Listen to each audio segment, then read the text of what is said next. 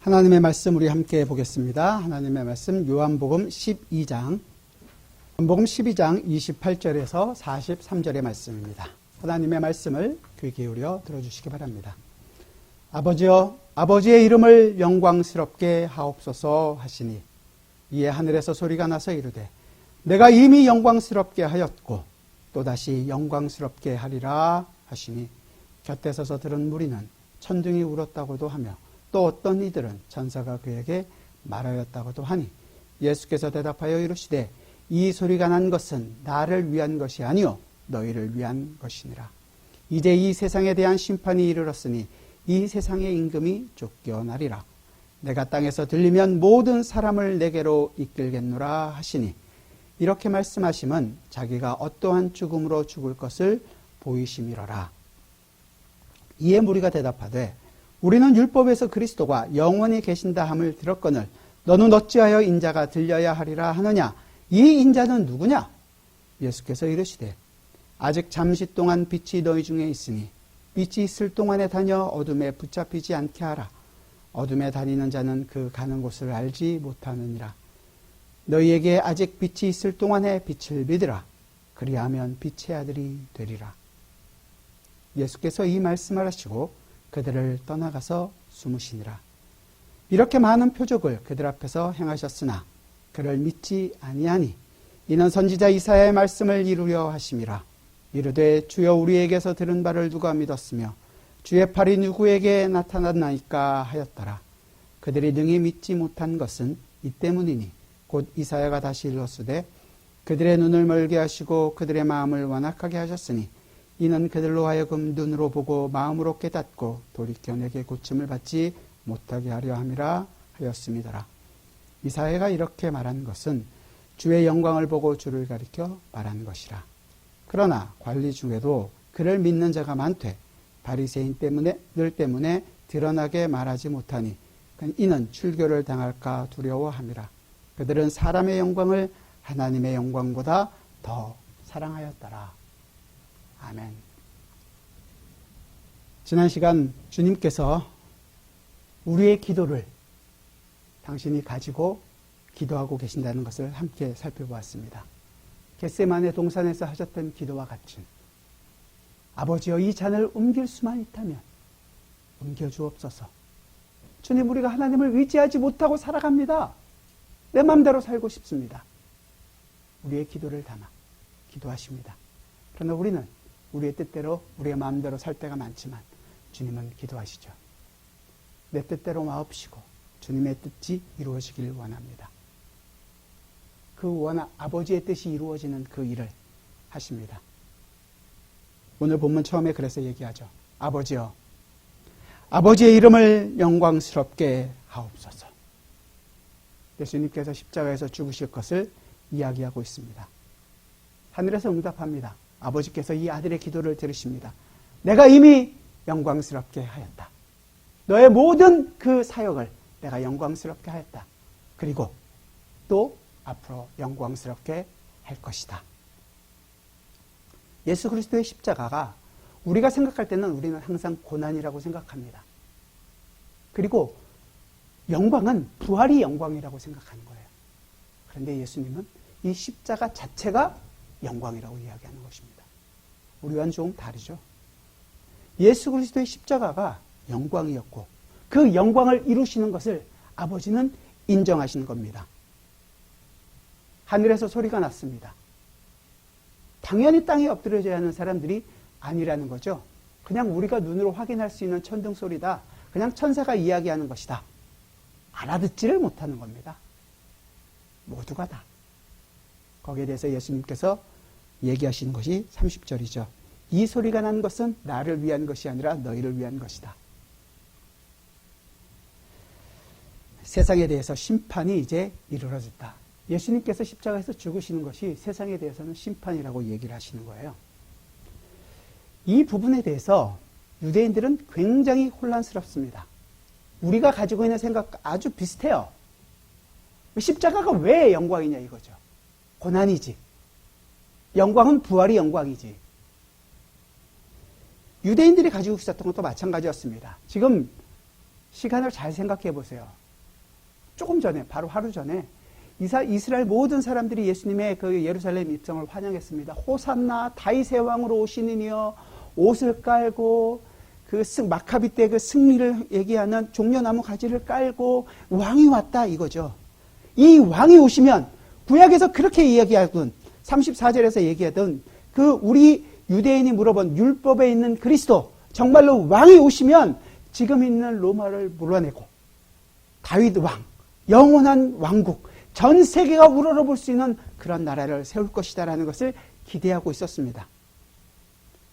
구약에서 분명히 약속하고 있는 왕이 그런 왕이거든요. 유대인들이 가지고 있었던 왕은 바로 그렇습니다.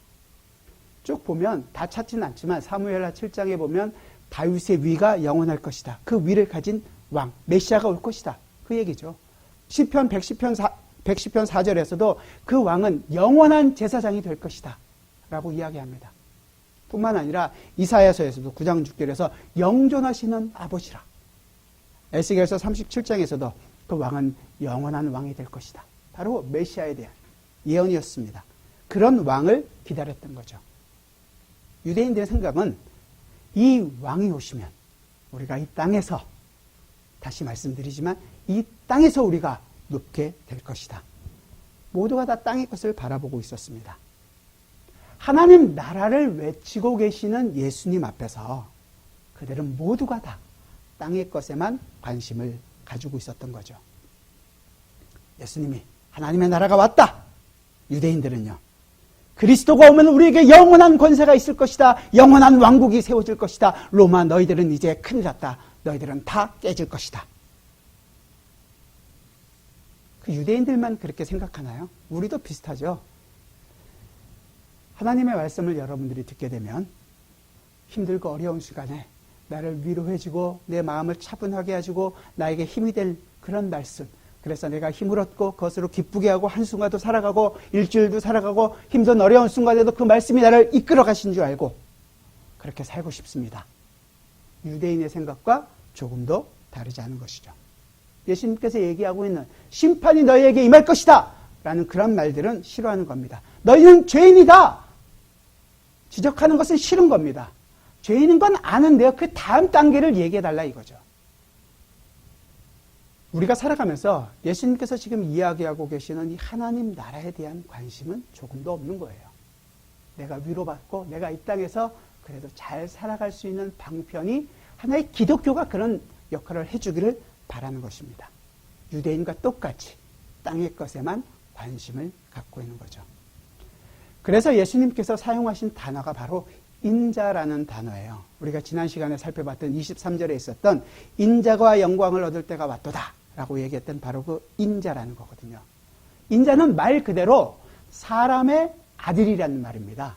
성경에서도 인자를 쓸 때 보통은 대부분 다 사람의 아들을, 사람을 이야기할 때 인자를 씁니다. 하지만 다니엘서 7장에서 이 인자를 뭐라고 얘기하냐면 그리스도, 메시아, 앞으로 오실 메시아를 인자라고 표현을 하거든요. 그러니까 결국은 예수님께서 자신을 인자라고 얘기한 것, 바로 그리스도라는 것을 보인 것이었습니다. 근데 거기에는 한 단계가 더 나가는데 너희가 생각하고 있는 그런 그리스도와는 다른 그런 인자이다 라고 지금 얘기해 주고 계시는 거예요. 어떤 인자냐? 고난을 받고 십자가에서 죽을 것. 그것을 지금 이야기해 주는 그런 인자라는 거죠.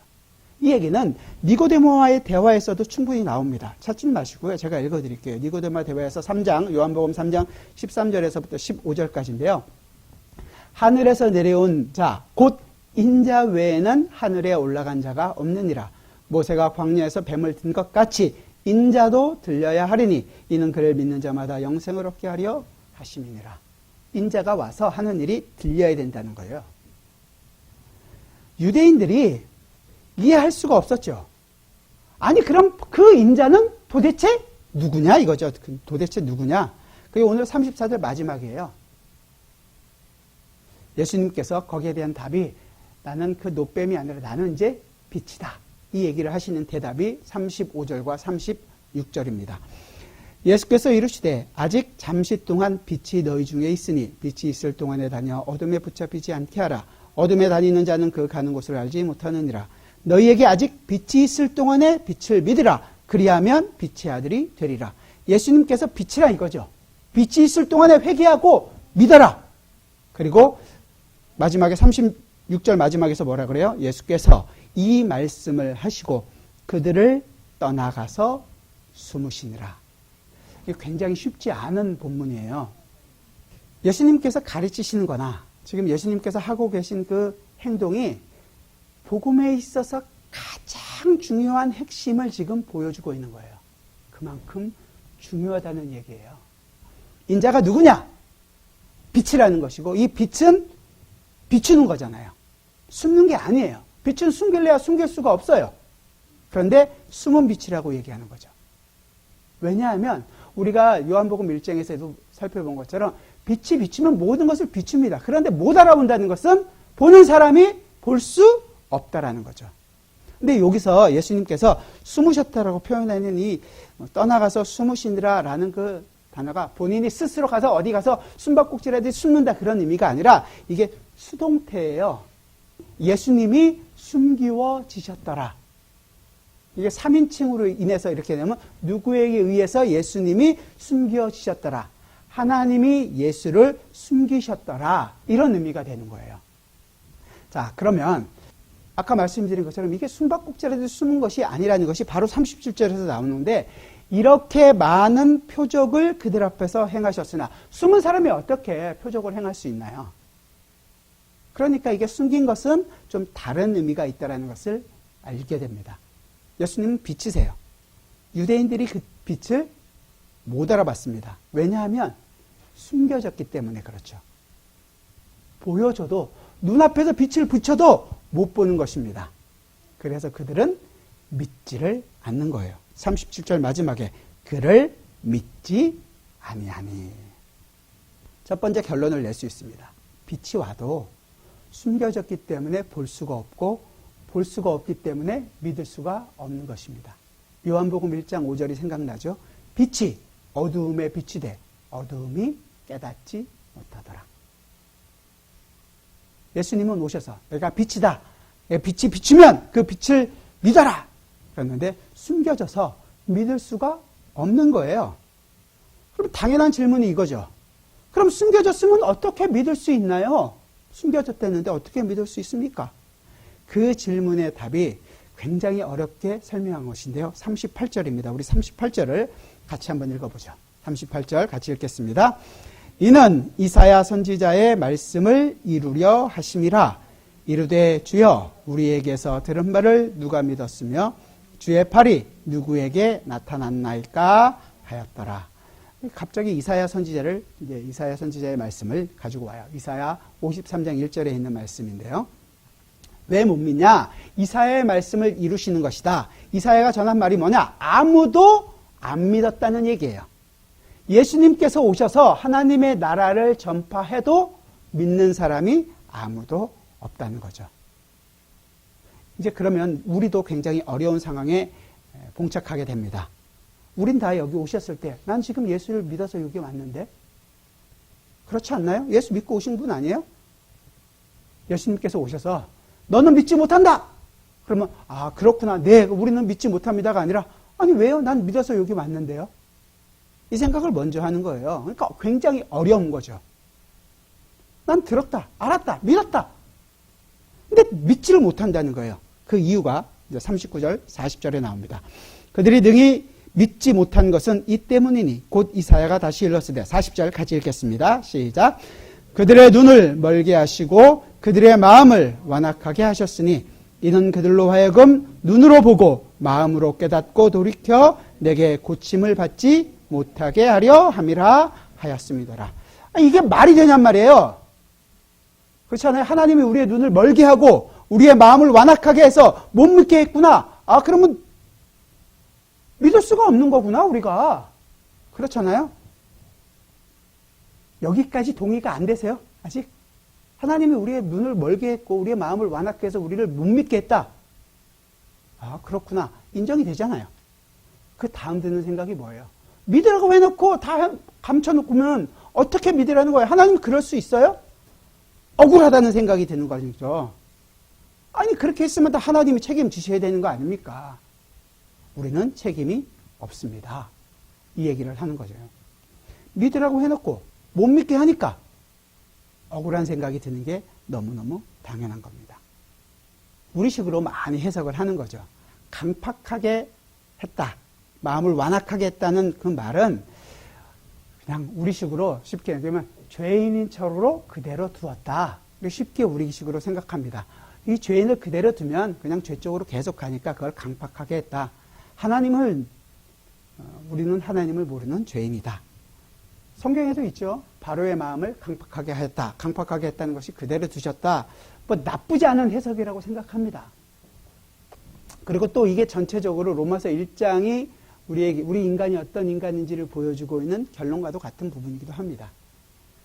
그래서 하나님의 책임이 아닌 우리의 책임이다. 이렇게 할 수 있는 거죠. 근데 좀 아쉬운 부분이 있어요.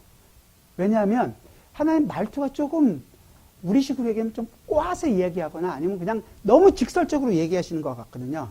내가 눈을 멀게 너희 마음을 완악하게 그냥 그대로 내버려 두었다. 이렇게 표현하면 될 것을 내가 너를 못 보게 했다. 너의 마음을 완악하게 했다. 이렇게 표현하신단 말이에요. 그러니까 우리식으로 얘기하면 아니 하나님은 사랑이신데 우리 마음을 강팍하게 완악하게 그렇게 하실 리가 있을까? 우리식으로 생각하는 거죠. 하나님은 그렇게 했다고 해도 하나님은 설마 그런 분이라고는 그건 뭔가 좀 잘못이 있을 거야. 이런 식으로 생각하는 경향이 있습니다.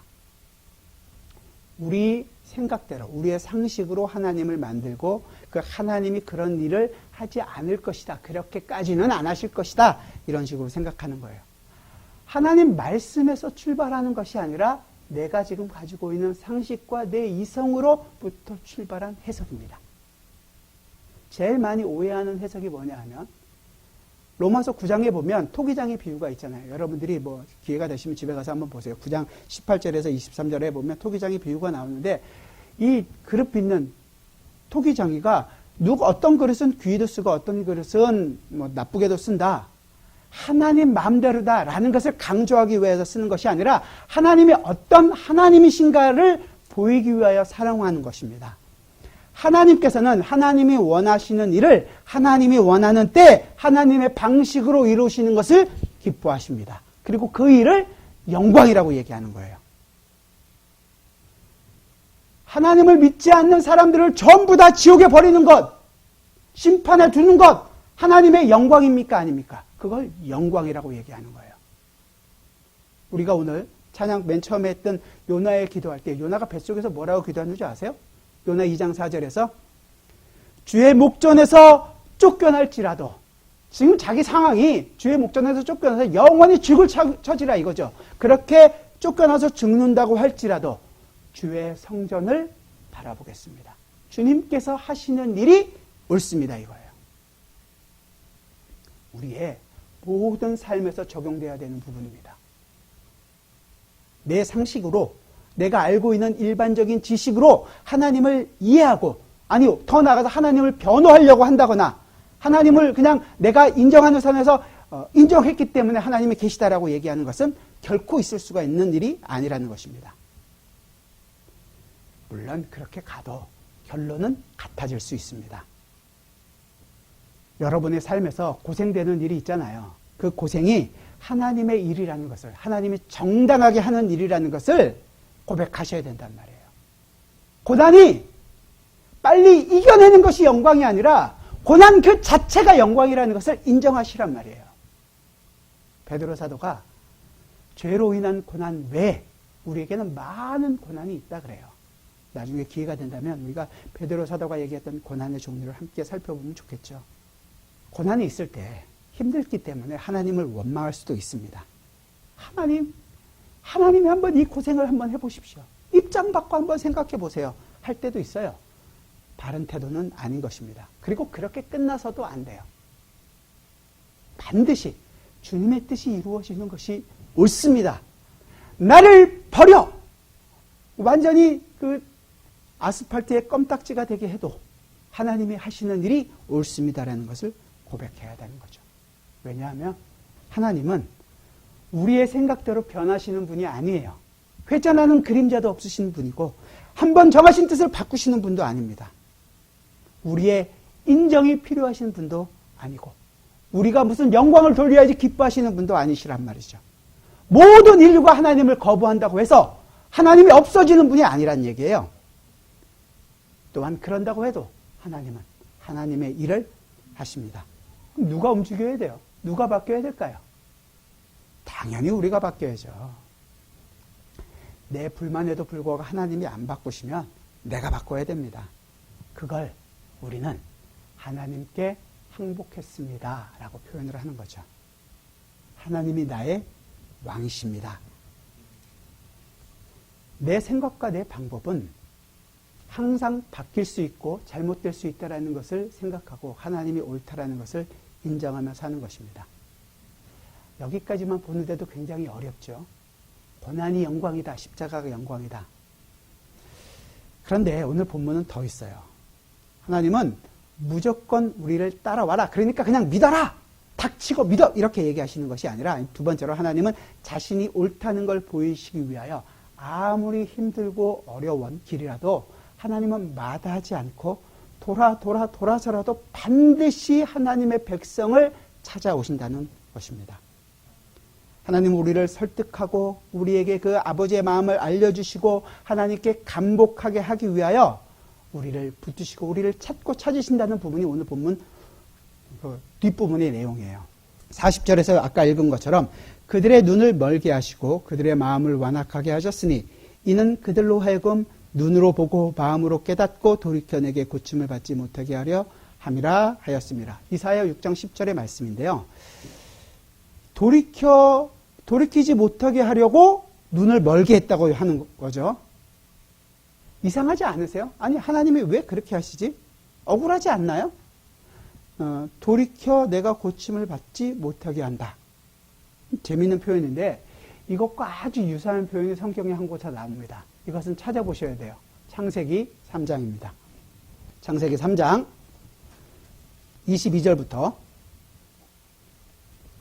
24절까지인데요. 여러분들이 너무도 잘 아는 내용이에요. 그럼 같이 한번 읽어봅시다. 창세기 3장 22절에서 24절 같이 읽죠.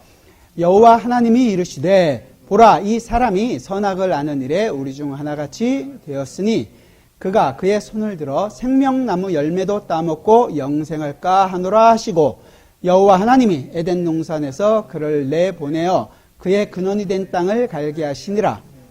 이같이 하나님이 그 사람을 쫓아내시고 에덴 동산 동쪽에 그룹들과 두루 도는 불칼을 두어 생명나무의 길을 지키게 하시니라. 아멘. 여러분들이 너무 내용을 잘 아는 거죠. 아담과 하와가 범죄한 후에 에덴 동산에서 쫓겨나는 장면입니다. 쫓겨나는 이유가 뭐라 그래요? 생명나무 과실을 먹지 못하게. 생명나무 과실을 먹으면 어떻게 돼요? 영원히 살까? 오늘 보면 눈을 멀게 했다 그래요. 왜? 돌이켜 고침을 받지 못하게. 쫓아내는 이유는 생명나무 실과를 먹고 영원히 살까봐. 어떻게? 죄인인 상태에서 영원히 살기 때문에 그것을 위해서 막아놓으신 거예요. 두 표현이 굉장히 유사하죠. 자, 그렇다면 오늘 이 이사야 본문을 이해하게 되는 것은 창세기 본문을 이해하게 되면 오늘 본문도 당연히 이해하게 되는 것입니다. 자, 그럼 먼저 생명나무를 보겠죠. 생명나무 열매가 어떤 마술적인 있는 힘이 있는 것은 사실 아니잖아요. 그것이 먹었다고 해서 그것이 몸속에 퍼져서 뭐 독사가처럼 쭉 퍼지는 것이 아니란 말이에요. 하나님의 말씀에 내가 온전히 순종했습니다. 하나님 말씀이 옳습니다. 라고 순종한 자에게 하나님께서 내려주시는 인을 쳐주시는 거란 말이에요. 씨를 치는 거예요. 그 똑같은 것이 우리가 경험하고 있는 성만찬이에요. 성만찬에서의 떡과 이 포도주가 그것을 먹었다고 해서 여러분의 구원이 보장되는 것이 아니라 반대죠. 내가 구원받은 자로서 이 떡과 포도주를 먹고 마심으로 인하여 내가 하나님의 백성이라는 것을 하나님께서 나에게 인쳐주시는구나, 나를 알게 해주시는구나 라는 것을 알게 되는 거예요. 믿음으로 순종하면서 받았을 때 그것이 갖게 되는 효력이 발생하게 되는 거죠. 먹으나 안 먹으나 내가 구원받은 거에 대해서는 똑같지 않습니까? 네, 일단은 맞습니다. 그러나 그걸 먹음으로 말미암아 내가 하나님의 백성이라는 사실을 더 깊이 깨닫고 하나님의 백성으로 살아갈 수 있는 힘을 누릴 수 있는 거죠. 믿음으로 먹으면 그것이 나에게 생명나무로서의 역할을 하지만 믿음이 없이 먹게 되면 어떻게 되는 거예요? 생명나무가 아니라 오히려 저주가 된단 말이에요. 그것을 바울은 이렇게 표현합니다. 고린도전서인데요. 제가 읽어드릴게요. 고린도전서 11장 27절에서부터 29절의 말씀인데요. 그러므로 누구든지 주의 떡이나 잔을 합당하지 않게 먹고 마시는 자는 주의 몸과 피에 대하여 죄를 짓는 것이니라. 사람이 자기를 살피고 그 후에야 이 떡을 먹고 이 잔을 마실지니 주의 몸을 분별하지 못하고 먹고 마시는 자는 자기의 죄를 먹고 마시는 것이니라. 무서운 말씀이에요.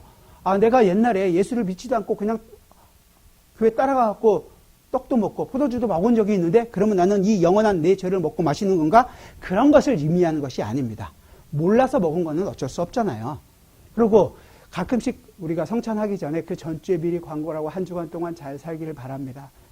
이 성찬에 참여한 것이 어떤 것인지를 깊이 생각하고 성찬에 참여해 주기를 바랍니다. 그런다고 해서 여러분들이 일주일 동안 죄를 안 짓는 것도 아니잖아요. 별로 찔려하지도 않으시네요, 이젠.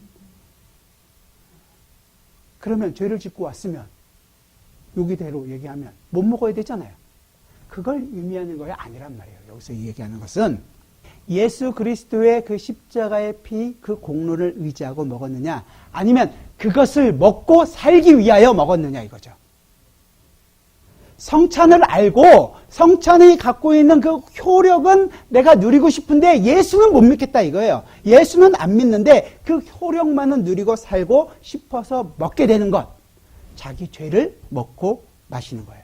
의도적으로 먹는 거죠. 생명나무도 이 성찬과 아주 마찬가지예요. 아담과 하와가 생명나무가 갖고 있는 의미를 알게 되었어요. 순종해서 먹으면 영원히 말씀을 사는구나. 그런데 죄인인 상태에서 그 열매를 먹게 되면 어떻게 되는 거예요?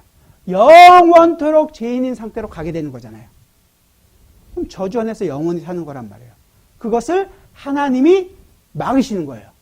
그렇다면 하나님께서 내쫓겠다. 죄를 지었으니까 쫓겨나는구나 라는 것이 아니라 하나님은 하나님 편에서 아담과 하와에게 은혜를 베풀고 계시는 거예요. 하나님이 이 아담과 하와를 보호하시는 은혜의 방편이 되는 거죠. 굉장히 복잡하지만 여러분들이 아주 간단하게 이해한다면 우리가 이 지금 이사야 6장에서 이야기하고 있는 볼 수 없게 됐다는 것, 영적으로 죽은 자라는 거 아니에요. 죄인이라는 거 아니에요. 그래서 하나님과 인간 간의 말씀, 우리가 그 언약을 우리 스스로 깨버렸어요. 그렇다면 깼다면 저주와 심판 아래에 있는 것인 말이죠. 약속 어긴 대가를 우리가 치러야 돼요. 볼 수 없게 되었단 말이죠. 그렇게 해서 우리 스스로가 이제 그런 자로서 생명나무 실계를 먹게 되면 그 상태로 가야 되는데 그것을 못하게 막아놓으신 거란 말이죠. 깨닫지 못하게 하셨다. 생명나무 실과를 못 먹게 내어 쫓으셨다. 그거 은혜인 것처럼 그걸 막아놓으신 것도 똑같이 하나님의 은혜라는 거예요. 깬 게 우리잖아요. 약속을 어긴 게 우리고 심판을 받아야 될 대상, 그 저주 아래에 있는 게 바로 우리란 말이죠. 근데 하나님이 그것을 막으신 거예요. 은혜란 말이죠. 은혜란 말이죠. 왜 우리를 못 알아보게 해? 하나님께 서운한 감정을 표현할 때가 아니라 이게 하나님의 은혜였구나라는 것을 알고 감격한 표정이 나와야 되는데 알똥말똥 하여라요. 아직까지는. 이제 마지막 부분으로 갑니다. 하나님이 그렇게 했는데 갑자기 손을 든 사람이 생겼어요. 아닌데 나는 봤어요. 나는 그 빛을 봤습니다. 나는 믿었습니다. 그렇게 얘기한다면 어찌 된 건가요? 그 사람이 얘기하는 것이 맞는 건가요? 틀린 거죠. 말이 안 되는 거예요. 절대 할 수 있는 일이 아니에요. 이사야가 얘기하는 거예요. 전해라! 그래도 그들은 알아듣지 못할 것이다. 내가 그들의 마음을 완악하게 했다. 그런데 나는 알았습니다. 그 말씀을 듣는 순간 마음이 짠해졌습니다. 거짓말이라는 겁니다. 이게 오늘 본문 42절이에요. 42절 봅시다. 42절 같이 읽어봅시다. 43절까지 시작. 그러나 관리 중에도 그를 믿는 자가 많되 바리새인들 때문에 드러나게 말하지 못하니 이는 출교를 당할까 두려워함이라. 그들은 사람의 영광을 하나님의 영광보다 더 사랑하였더라. 믿었다는 거예요? 안 믿었다는 거예요? 믿지 않았다는 거죠. 안 믿었다는 거예요. 믿을 수 없다는 거였죠. 내가 지금 믿었다! 엉뚱한 하나님을 믿고 있는 것입니다. 자기가 만든 하나님을 믿고 있는 것입니다. 우리가 잘 하는 거예요. 언제나 여기까지는 우리도 잘 갑니다. 여기서 끝나면 우리에게도 누구에게도 아무런 소망이 없습니다. 그래서 우리가 이사야 본문으로 돌아가야 합니다. 이사야 6장으로 가봅시다.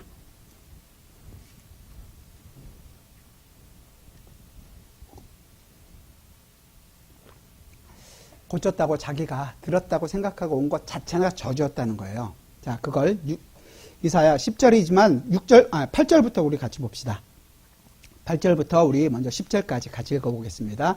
이사야 6장 8절부터 10절 한 목소리로 읽겠습니다. 내가 또 주의 목소리를 들으니 주께서 이르시되 내가 누구를 보내며 누가 우리를 위하여 갈꼬 하시니 그때 내가 이르되 내가 여기 있나이다 나를 보내소서 하였더니 여호와께서 이르시되 가서 이 백성에게 이르기를 너희가 듣기는 들어도 깨닫지 못할 것이요 보기는 보아도 알지 못하리라 하여 이 백성의 마음을 둔하게 하며 그들의 귀가 막히고 그들의 눈이 감기게 하라. 염려하건대 그들의 눈으로 보고 귀로 듣고 마음으로 깨닫고 다시 돌아와 고침을 받을까 하노라 하시기로. 우리가 봤던 본문입니다. 저주 아래 있는 거죠. 누구도 알아듣지 못하게 하셨다는 거예요. 이사야가 얼마나 마음이 아팠을까요? 여러분들은 어떠세요? 마음이 안 아프세요? 전에도 못 알아듣는다고 얘기하시니까. 그래서 얘기하는 겁니다. 11절에서 내가 이르되 주여 어느 때까지니까 하였더니 주께서 대답하시되 성읍들은 황폐하여 주민이 없으며 가옥들에는 사람이 없고 이 토지는 황폐하게 되며 여호와께서 사람을 멀리 옮기셔서 이 땅 가운데 황폐한 곳이 많을 때까지니라. 어떻게 된다는 거예요? 모두가 다 망해야 된다는 것입니다. 다 황폐해질 때까지. 우리 힘으로는 어떤 것도 살 수 없다라는 것을 알게 되는 순간 완벽하게 다 무너진 다음 조금이라도 살 소망은 줘야 되는 것 아닙니까? 그런 것이 아니라 도무지 살아갈 수 없다라는 것을 알게 된 바로 그때 내가 누구인지 내가 완악하여져서 아무것도 하나님께 갈 수 없다라는 것을 알게 되었을 때 바로 그때 내 힘으로는 도저히 안 된다는 것을 알게 될 때 바로 그때 하나님이 말씀하십니다. 우리 13절 한 목소리로 같이 읽겠습니다. 6장 13절 같이 읽죠. 시작. 그 중에 10분의 1이 아직 남아있을지라도 이것도 황폐하게 될 것이나 밤나무와 상수리나무가 배임을 당하여도 그 그루터기는 남아있는 것 같이 거룩한 씨가 이 땅에 그루터기니라 하시더라. 자, 여기 이제 그루터기가 나오고 그 그루터기가 있는 것처럼 한 알의 씨, 거룩한 씨가 등장하게 됩니다. 우리 지난주 뭐였죠? 한 알의 밀이 땅에 떨어져 그 씨가 떨어져 죽는 그 씨 얘기가 등장합니다. 예수 그리스도께서 하시는 거예요. 우리는 하나님께 너희들은 도저히 갈 수 없는 자이다. 여러분들이 매일매일 죄를 졌기 때문에 하나님께 갈 수 없는 것이 아니라 우리 스스로가 죄인이기 때문에 우리 눈이 멀었고 우리 귀가 먹었고 우리 마음이 완악하기 때문에 하나님께 갈 수 없는 그런 죄인이었다는 것입니다. 근데 우리는 그걸 인정을 안 해요. 그래서 내가 열심히 믿어서 어떤 방법을 써서라도 내가 믿고 주님 앞에 가기를 원합니다. 더 열심히 더 많이 배워서 더 충성되게 일해서 하나님 앞에 왔다고 생각을 합니다. 유대인과 똑같단 말이죠. 하나님 앞에서 우리 생각대로 그렇게 율법을 다 지켜서 의인인 것으로 하나님 앞에 왔다고 올 수 있다고 생각을 합니다. 예수님께서 요한복음 9장에서 소경을 고치신 다음에 얘기하시잖아요. 저들이 보지 못한다고 하면 볼 수 있을 기회도 있을 텐데 본다고 하니 저희 죄가 그저 있느니라. 바로 그 의미가 되는 거예요. 우리가 하나님보다 내가 하나님을 믿는다, 내가 하나님을 안다 그렇게 하는 한 유대인과 조금 더 다른 것이 없습니다. 내가 무엇을 해서 믿으려고 한다면 우리 마음이 여기 나와 있는 이사야가 얘기하는 것처럼 아직 황폐화되기 않은 거예요. 아직 내 것이 남아있는 것입니다. 아직도 내 것으로 소망을 걸고 있다는 거예요. 다 망하셔야 됩니다. 아무것도 없어야 돼요. 여러분들의 몸과 마음과 어떤 것도 조금도 남지 않고 다 싸그리 다 없어져야 되는 것입니다. 여러분의 소망 자체가 없어져야 돼요. 황폐하게 되고 생명조차도 내가 없구나라는 것을 알게 되는 바로 그때 이 거룩한 씨 한 알에 미리 땅에 떨어져 그 씨가 싹을 틔우고 열매를 맺으십니다. 우리가 하나님을 전했을 때 빛이 비춰서 알아먹고 온 사람들이 아니라 그 하나님이 우리를 그냥 내버려 두시는 것이 아니라 하나님은 하나님의 일을 그럼에도 불구하고 이루어 가시는 거예요. 어떻게 하십니까? 아들을 준비하셨고 아들을 보내주셨고 지금 죽기까지 하게 하고 계시는 거예요. 그래서 예수님께서 오셔서 십자가에서 죽으십니다. 왜 그랬을까요? 왜요? 물론 뭐 사랑하니까 얘기할 수 있겠죠. 다른 방법이 없는 겁니다. 다른 방법이 없어요. 하나님이신 예수님이 죽어야지만이 우리를 그 죄 가운데서 건져낼 수가 있는 거란 말이에요. 그 방법뿐이기 때문에 하나님은 그 방법을 사용하시는 겁니다. 그런데 이걸 안 믿어요. 너무너무 간단한데 안 믿어요. 오히려 믿는 우리가 이상하죠. 하나님 말씀 안 믿지만 성경에 좋은 걸 내가 다 믿겠다. 예수 믿는 습들 말이야. 지들 잘났다고 하지만 지들도 똑같이 죄 짓고 살더라. 그리고 교회 잘못 지적하면 신나합니다. 뭐 다 똑같은데 뭐. 자기 눈으로 교회를 판단하고 그리고 그런 사람들을 평가합니다. 여러분 이 교회가 올바로 믿는 사람들의 모임이라고 해서 여러분들이 다 건강하고 좋은 사람이라고 생각하지 마십시오. 여러분 우리가 다 똑같은 사람이었습니다. 한마디로 다 환자였어요. 조금 더 심하게 말씀드릴까요? 죽어서 썩어서 냄새나는 사람들의 모임이란 말이에요. 그렇다고 이제 조금 괜찮아졌다고 의사 흉내 내고 계십니까? 그럴 수 없는 거 아니에요. 온전한 사람이 아무도 없습니다. 말씀을 전하고 있는 저요? 좀 괜찮아 보입니까?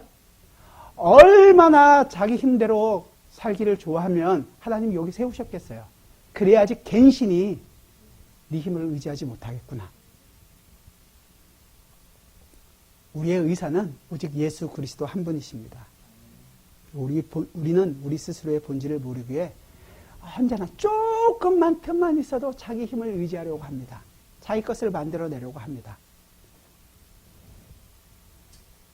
우리가 하나님께 가기 위해서 우리 힘으로 할 수 있는 일이 뭐가 있습니까? 우리는 눈을 감아버렸고 귀를 막아버렸고 우리의 마음이 완악하여서 하나님께 안 갑니다. 아니요. 못 가는 종자입니다. 아무것도 우리가 스스로 할 수 있는 것이 없습니다. 하나님을 믿고 있는데도 불구하고 우리는 할 수 있는 것이 없어요. 여러분이 인정하지 않는 부분이에요, 이게. 믿고 나서는 이제 열심히 해야겠다. 믿고 나서도 똑같단 말이에요. 예수님께서 우리의 죄를 씻기 위해서 우리의 죄값을 치르셨습니다. 십자가에서 자신이 우리의 죄가 되셔서 죽으셨습니다. 그래서 우리가 누군지, 우리가 얼마나 죄인인지 알게 하셨습니다. 이 예수가 우리가 믿고 있는 예수 그리스도이시며 성경이 이야기하고 있는 예수 그리스도이십니다. 우리가 아무것도 안 했을 때, 우리가 황폐해졌을 때, 우리가 무너졌을 때, 나의 자신의 생명조차도 없다라는 것을 알게 되었을 때 우리에게 생명을 주신 분입니다. 바울은 로마서에서 우리가 아직 죄인 되었을 때, 우리가 하나님께 갈 생각조차도 하고 있지 않을 때 하나님께서는 우리에게 사랑을, 은혜를 베푸셨습니다. 그런데 그렇게 건져놓은 하나님이 건져놓고 난 다음에 여러분들 그냥 두시겠습니까? 여러분이 아무것도 안 했을 때 예수 그리스도를 죽여서 살려놨는데 그 후엔 이제 건졌으니까 네가 열심히 해서 나한테 내가 건져놓은 것만큼 값은 해야지? 아니면 네 마음대로 살아라 이렇게 하시는 하나님이 아니시란 말이에요. 더 정성을 다해서 더 관심을 가지고 사랑하고 아끼고 보살피고 우리를 하나님의 백성답게 만들어 가시지 않겠냔 말이죠. 그 일을 우리가 지금 경험하고 살아갑니다. 하나님은 하나님의 일을 우리의 인생 가운데서 일하고 계십니다. 우리 문제는 자신이 아무것도 안 했을 때 구원 받았다는 것 자체를 모르는 거예요. 자꾸만 구원을 내 쪽에서 뭔가를 찾아갑니다. 우리 할아버지의 할아버지가 예수를 믿어서 우리 집안이 몇 대째부터 예수를 믿고 있는 집안이다. 내가 이 교회에 와서 한 것이 얼마나 많은 줄 아느냐. 나는 그 빛이 비쳤을 때 봤다. 나는 뭐 방언도 해봤고 이렇게 해서 병도 고쳐봤고 내 쪽에서 뭔가가 있었다라는 것을 자꾸 얘기합니다. 아니요, 한 것이 아무것도 없습니다. 그리고 건짐받고 난 후에도 뭔가를 자꾸만 해서 하나님께 영광을 돌리려 합니다. 못해서 불안해해요. 아무것도 안 했을 때 사랑으로 건졌는데 뭘 해야지 우리를 영광 받아주고 너는 내 백성이다, 내 자녀다 이렇게 토닥토닥 하시겠습니까? 아니요. 일단 먼저 그 건짐받은 그 감격과 감사의 지점을 여러분들이 깊이 생각하세요. 그래야지 그 기쁨과 여러분 마음속에 있는 그 기쁨과 은혜에 감격한 그 사랑에 감격한 찬양이 나올 때 여러분의 삶이 바뀐단 말이죠. 내 삶을 어떻게 해서든지 바꿔서 하나님께 영광이가 아니라 내가 어디서부터 건짐을 받았는지를 알 때 거기서부터 시작해서 나오는 마음속 깊이 나오는 찬양과 감사 그 지점을 찾으시란 말이죠. 복음 때문에 감격하는 여러분들이 되시길 바란 말이에요. 다른 어떤 것으로 만족하지 마시고 세상에 주는 위로와 세상에 주는 트럼프가 주는 얼마의 돈 이것에 감격하지 마시고 이 힘든 상황에서도 나로 하여금 그리스도만을 붙잡게 하시는 그 예수 그리스도의 십자가가 계시는구나. 나는 그거 하나로 만족하고 살겠습니다. 지금 당장 갖고 있는 여러분의 시험과 여러분의 그 무거운 짐은 몽땅 다 예수 그리스도의 십자가 앞에 내어 놓으십시오. 기도하겠습니다. 주님, 우리가 언제 빛을 봤습니까? 언제 우리가 주님의 말씀을 알아들었습니까?